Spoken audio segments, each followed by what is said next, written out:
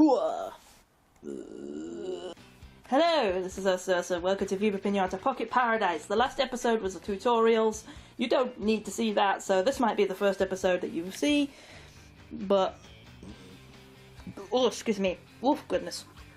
This is the first proper episode. The playground we have down here, which is a testing area for you to play around with. Episodes is tutorials. And this is your garden. So we're going to start one. Before we get started, I need to sign my name. Oh, this is using the touchscreen. I'm using a touchpad on my laptop, so most of the game does not require flexible writing, except this one bit. So this is going to look really shitty, but yeah.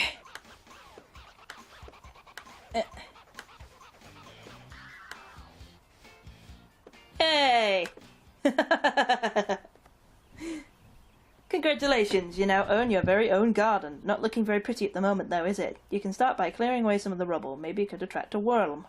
A worm. It's hard to pronounce that thing. It guides you through this first bit. We already know what all these do because we just looked at the tutorial, but it tells you anyway. So it makes us start right from the beginning, which I kind of like because it annoyed me when I played Viva Pinata 2 on the Xbox. And oh, we've already got enough to attract a worm. Already got enough dirt. Worms need very little. We'll probably get 2 residents very soon. But I want to clear all this rubble before I do anything else. So, because we're going to need it. You can't do anything on rubble. You need soil or grass. So, there's no point in keeping all of this. We want to get rid of it.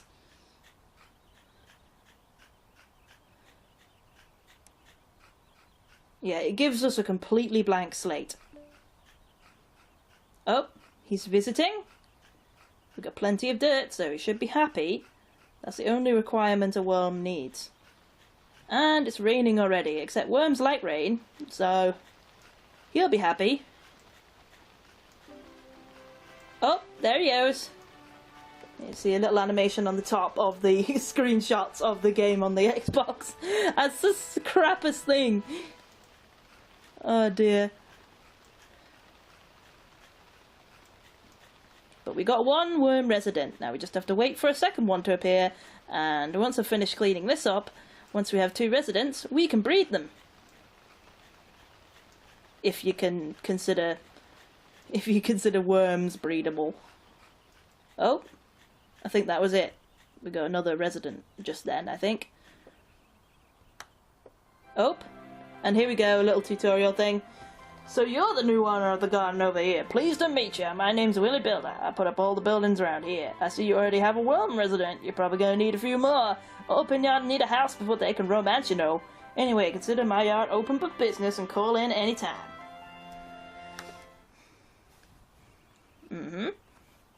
Yeah, of course it wants me to buy the house, but I'm just going to skip that for the time being. I'm going to continue getting rid of all this rubble and objects in the garden which are blocking my way. Because I'm going to have to do it eventually anyway, so while I've got the digging out, I might as well do it. And digging doesn't hurt your pinatas. You can dig where they are without it doing anything. Obviously, smacking does hurt them if they're in this vicinity, so you've got to be careful.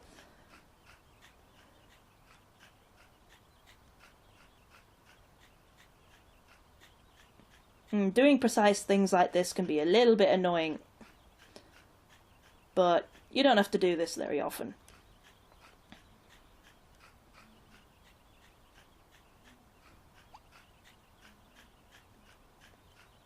There you go, 100% dirt.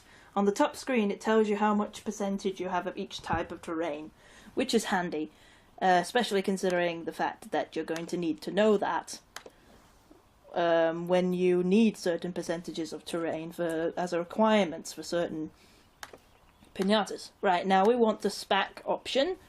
We don't want the worm to be there, so we've just hit some other ones. That chocolate thing is health. If you click on the coins, you collect them. That's money. If you see that drop, then pick it up. Silver ones are worth more. This is actually get surprising amount of money doing this at the beginning of the game.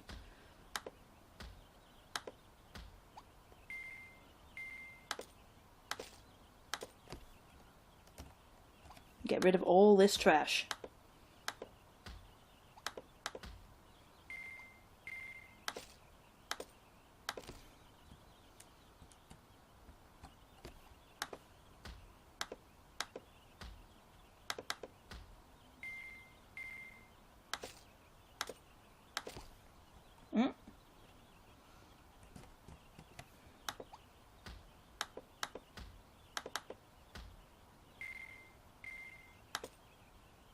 We went from like 20 coins to like 250.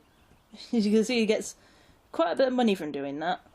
You kind of need to do that in order for you to have enough money to buy a worm house. So, we are ready to have our first house and start breeding. So let's go to Willy Builder with its bloody terrifying face. Try not to look at it and try to buy a house. The worm house is actually free, so that's cool. I'm going to turn it this way for aesthetic reasons and place it. Here we are. We just wait for him to come along. Doesn't matter if he gets rid of the ground, digs through the ground, because everything is soil at the moment. We haven't even got a seed packet. We're at the very beginning. We just got to wait for Willy Builder to come and build it. Here he is. Yeah, that's about as long as he takes, in general, to build. This one's obviously going to take only 10 seconds. Other ones take longer.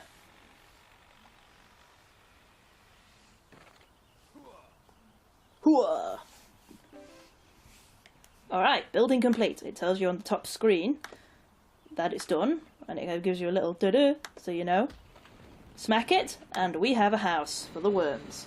The worms are now going to be ready to romance, because I think all they need is soil and a house. They're the very easiest one to start off with, so... Oh, and here we go. Let me introduce Seedos. He's obsessed with gathering seeds. You should try talking to him, although he's not always the best listener. He gives you random seeds if you talk to him, and he randomly pops up from the corner of your garden and just walks in. He can be rather irritating, because he comes into your garden, inspects your flowers and goes, "Oh," he tuts at your flowers unless they are completely fully fertilised and everything. You have to buy fertiliser and stuff to make them super powerful, and obviously you're not going to do that all the time. So he just tuts at your flowers all the time. He tuts at all your plants. But he does give you random seeds when you click on him, so he can be useful. What is a garden without plants? Try growing one of my beautiful seeds. The choice is yours. Because I've played the game and the original one, because the designs are the same, I actually know what these are. The left one is a carrot, and the right one is a turnip. The turnip attracts a mouse, and the carrot attracts a bunny. So, I actually like the mice. I think they're really cute. So I'm going to go for the turnip.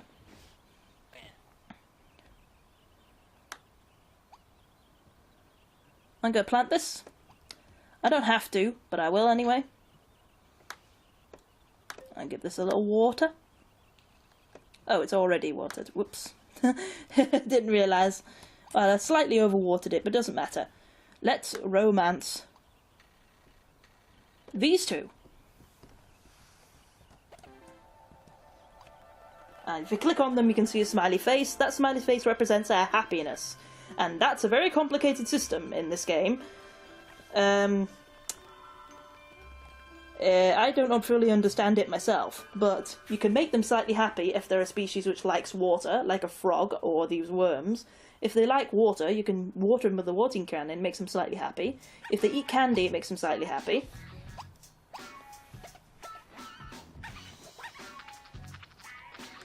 These romance animations are cute. There's a unique one for each one.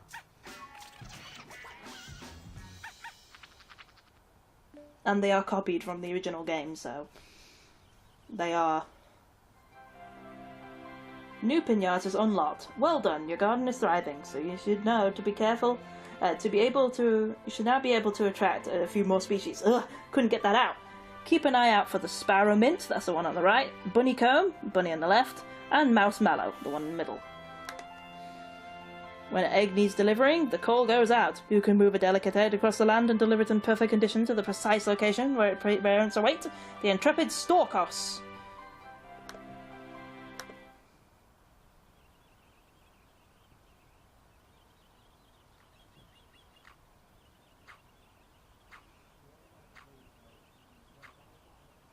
Yep, she gives you the eggs. And all you gotta do, at the time being at least, is wait for the egg to hatch. There is an actual pattern to this. It depends on like how many times it bounces or something.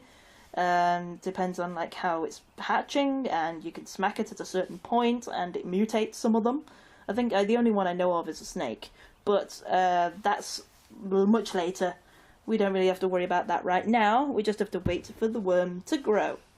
And you can't romance while you're waiting, so it is kind of a bit of like a Facebook game. You have to wait for buildings to you have to wait for buildings to do it, and you have to wait for eggs to hatch. You can't do everything instantly. Oh, it's night time. It's getting darker, as you can see. I've got a little torch effect. A little bit of vignette. Seados is just wandering around. He's gonna inspect my plant in a minute. I probably should check that it has enough water. There we go. And he goes, oh no, he's unhappy with it. But he's always unhappy with it. Give it a bit of water, make sure it's okay. Let the turnip grow. The turnip will attract a mouse mallow, but I think I need more than one to actually get a mouse mallow resident. But for the time being, that doesn't matter. We're just waiting for this egg to hatch. It's hopping, which I think means that it's about to hatch. Yep, there we go. And as you can see, having a baby makes them happier as well. Here's Lottie. This is Lottie from Costalot's General Store. I'm sure you'll become her favourite customer. The store is now open and offers a wide variety of things for your garden. Yeah, she's the main store. She sells seeds and decorative items and everything you want, basically. Now it's night time, the worms are going to go to bed, because for some reason in this game worms are worms are the other word for nocturnal, not the thing that's not nocturnal. So yeah, and as it said in the tutorial, you can tap on the buildings, but when you do, it doesn't tell you that the game's AI is kind of broken. So they're told from the game's computer tells them to go back into their house straight after being removed. Like the computer tells them, you need to be in your house at night. So they will. They're programmed to do that. So even if you tap them to get them out, so you can tell them to romance each other, which you might want to do, considering you don't want to wait for the night to end for it to happen. But unfortunately, you do have to wait for the night to end, because it ain't gonna happen. Because as soon as you're able to select them, in order to tell them to romance, they'll be automatically set on a path to go back into the house, and when they're busy, they ignore you. So even if you are managed to do it before they get back in the house, they'll just ignore you. So, and they'll just go back into the house, and you'll be left non-full hair. So it's that's happened several times, so I'm not going to even try. So when it's night time and you have no nocturnal animals, there is nothing you can do. You just have to wait for the day to come back. There is literally nothing you can do unless you're sorting out plants. So I just have to wait for the day to come back. But our turnip is grown. That's good. And we have a baby worm. Oh, excuse me. Sneeze per episode every time. There's a sneeze per game, at least. But usually when you have a baby pinata, it's smaller, and then after a set amount of time it goes into a cocoon, and then after a while it comes out of the cocoon and it's an adult. That's how they grow up. And it's only able to breed when it's an adult. The worms are very quick to grow up, so the baby worm is probably going to become a cocoon in any minute now. I might be wrong, though. But we don't have to wait for him to become an adult before we breed again, so I'm just going to make him breed again. Because there is a set amount... There is a set amount of... Oh! It's been interrupted by a experiment being introduced. Yeah, that thing eats your worms. So you got to be a bit careful. Where has my baby worm gone? Oh, there we go, it's in its cocoon, as you can see. And the other ones are in the house romancing, so... And here comes the bird. I can put water on him, or smack him, in order for him to leave. Oh no, wait, he doesn't eat the worms. He eats the worms to romance. The worms just have to be there for him to become a resident. I forgot about that. Okay, so he's alright. They won't bother you. There we go. Now he's an adult. So this is how it works. And we have to romance a certain amount of times. I think it's 3 times in this game. So you have 1, 2, 3, 4. Or it's about 4 or 5. Can't remember exactly how many. We'll find out. Worms breeded. And once you've done that... once you've done that, it will count as maximum breeding award. And then once you've done that, you can do whatever you want with the leftover proceeds. There's the marshmallow, attracted by my turnip. They like eating turnips. If I can find my other adult worm, though, there is something I know about this. I only know from the other game, which actually explains this. You can get the worm to eat the turnip. It's too late. Crap. Oh well. But you can get you can get the worm to eat the turnip, and it will change into a rare colour. So feeding Pinata certain things that they don't usually eat can occasionally change their colour.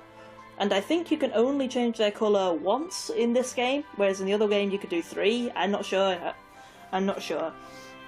I'll have to check in a minute. I'm pretty sure it's only 1 variant per creature in this game. Because obviously it's going to be smaller because it's DS game.